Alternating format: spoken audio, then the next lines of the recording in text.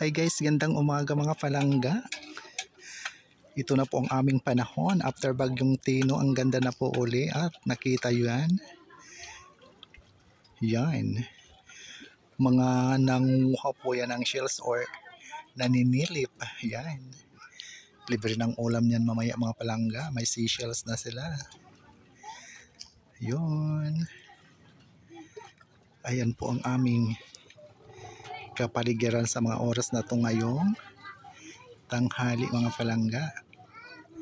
At kitang-kita po doon sa Canawayon Island Beach Resort. Ang dami ng white sands muli. Nagkaroon na uli ng buhangin. Oh, ganda lang tingnan. Yan. Kinakawayan tayo ng island para maligo. So yun guys. Muli, kumusta tayong lahat sa araw na ito?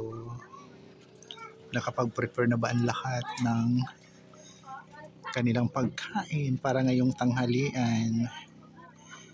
Ayun. Tara na, tayo na'y maligo sa napakagandang karagatan sa mga oras na ito, nakailinaw. At may mga lumalayag ng mga barko. Ayun. Biyahe kaya ito puntang Cebu o galing na yan ng Cebu. Yan. Ayun po guys, ganda lang. Oh, kitang-kita ang lantawan. So yun.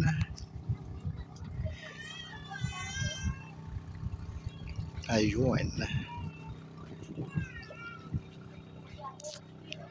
At ayan po si Haring Araw. Ayan, kitang-kita po guys. Kay ganda.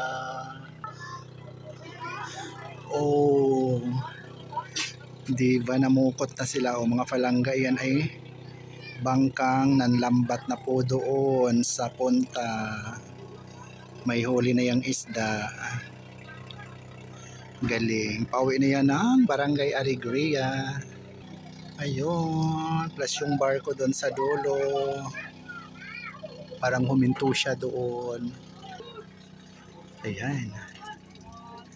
So yun guys, ito lang aming kapaligiran muli sa umagang ito, na kay ganda na naman.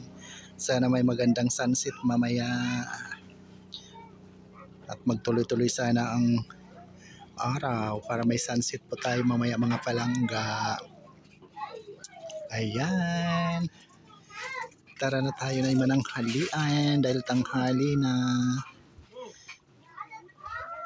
Yun, muli maraming salamat po sa patuloy na pagsubaybay sa aking mga mumunting video sa Ramil Habdor Ella Vlog. Thank you so much for watching, sharing, follow, and like. Ayun. Love, love, love. God bless us all po. Taga dito lang pala sa amin ang bangka. Akala ko taga Alegria. So yun guys, bye for now. Maraming salamat. Yun.